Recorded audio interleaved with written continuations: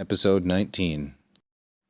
Nam qui summum bonum sic instituit, ut nihil habeat cum virtute conjunctum, id suis commodis non honestate metitur, hic si sibi ipse consentiat et non interdium naturae bonitate vincatur, neque amicitiam cholera possit, nec justitiam nec liberalitatem, fortis vero dolorem summum malum judicans, aut temperans voluptatem summum bonum statuens, esse certe nullo modo potest.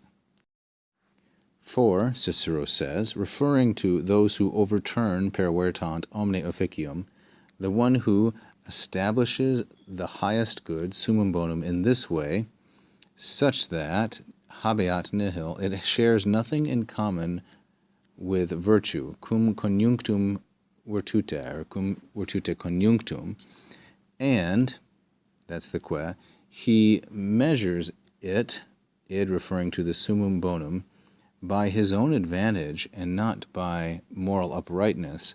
This man, and now we'll pause and analyze the first part again.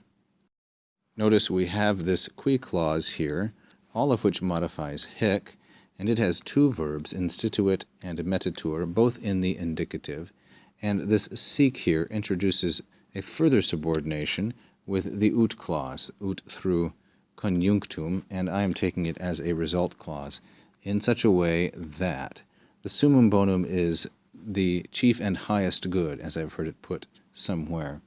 And then in the second clause, we have metitur with it as its object, referring back to summum bonum, and two ablatives of instrument. He measures it, the highest good, by his own personal advantage and not by moral uprightness. This man, and now we have si all the way down through liberalitatem.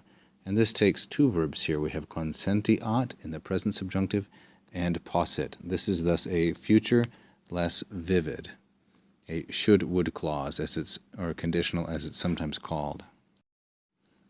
This man, if he is self-consistent, if he should be himself consistent, sibi, with himself, and he does not sometimes become overcome, or he is not sometimes conquered, naturae bonitate, by the goodness of nature. Now in Cicero this is a very important expression.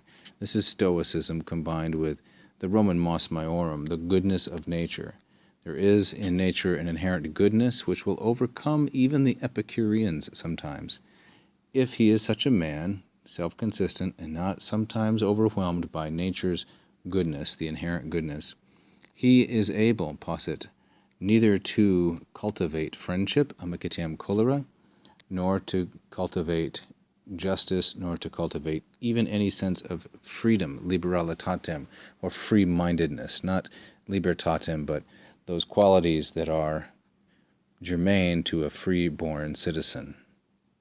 So, friendship, justice, and generosity, these are not possible, according to Cicero, if one is an Epicurean, unless that person is overcome by the goodness of nature. Indeed, a brave man who judges pain to be the worst sort of wickedness, or a temperate man, a self-controlled man, who establishes pleasure as the highest good, such a person certainly in no way is able to exist, potest esse. So the brave man can't think of pain, the self-controlled man can't think of pleasure. They are contradictory and juxtaposed.